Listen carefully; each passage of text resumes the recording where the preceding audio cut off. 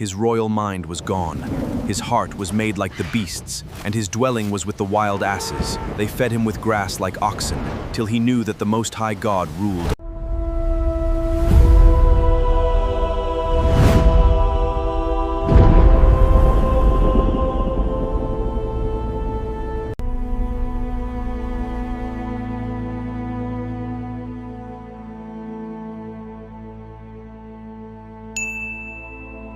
Babylon had conquered kingdoms, but its king was about to challenge heaven.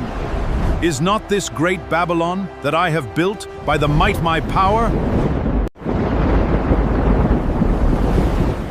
O King Nebuchadnezzar, to thee it is spoken, the kingdom is departed from thee. And they shall drive thee from men, and thy dwelling shall be with the beasts of the field. The ruler who commanded nations could no longer command grass as oxen. And it happened exactly as the judgment declared. The king was driven from men, and did eat grass as oxen. And the same hour was the thing fulfilled upon Nebuchadnezzar, and he was driven from men, and did eat grass as oxen, and his body was wet with the dew of heaven. But his humiliation had only begun, and 7 times passed over him, till his hairs were grown like eagle's feathers, and his nails like bird's claws. Yet the prophecy had given one condition, but the sentence had a purpose. Till thou know that the Most High ruleth in the kingdom of men, and giveth it to whomsoever he will. His royal mind was gone. His heart was made like the beasts, and his dwelling was with the wild asses. They fed him with grass like oxen, till he knew that the Most High God ruled. And then, at the end of the days, something changed. I, Nebuchadnezzar, lifted up mine eyes unto heaven, and mine understanding returned unto me. And at that moment his understanding returned. The beast-like mind was gone. The king could reason again, but could he ever return to the throne? And for the glory of my kingdom, mine honor and brightness returned unto me. The king! Open the gate! And my counselors and my lords sought unto me. At the same time my reason returned unto me, and excellent majesty was added unto me. So God actually gave him the kingdom back? Yes, but listen to what the king and his ways judgment, and those that walk in pride he is able to abase.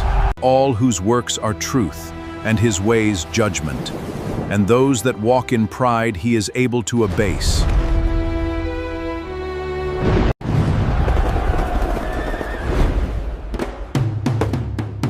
Wherefore, O king, let my counsel be acceptable unto thee.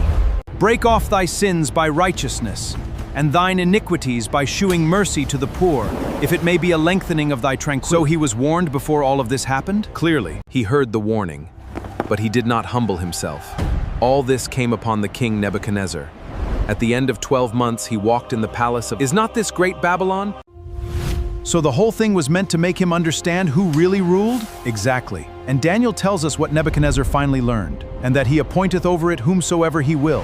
No earthly throne stands above heaven. So even the greatest king could only rule? That is exactly what Daniel records. The heavens do rule. All the inhabitants of the earth are nothing, and none can stay his hand, or say unto him, What doest thou?